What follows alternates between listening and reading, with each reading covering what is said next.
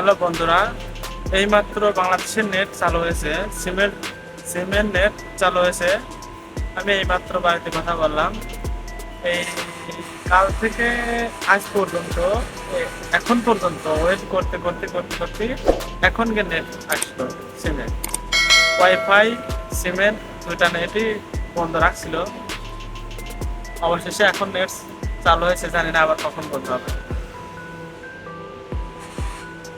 এই নেট যা আসে এসবের কারণে প্রবাসীরা বিরক্ত হয়।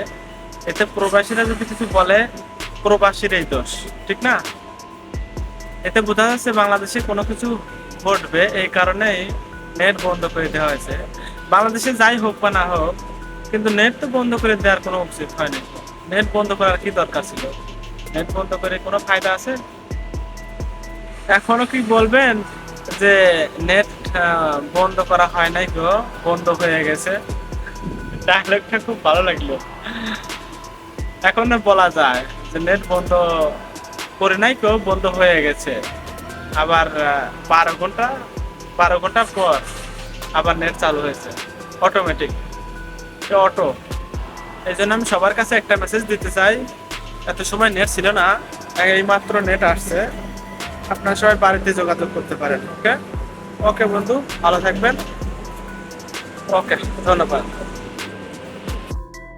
একটা কথা বিদায় নেওয়ার আগে আরেকটা কথা, সেটা হচ্ছে এই 12 ঘন্টা নেট বন্ধ থাকার কারণ কি? কি এমন কারণ ছিল যে 12 ঘন্টা নেট বন্ধ রাখা হয়েছে? ওকে।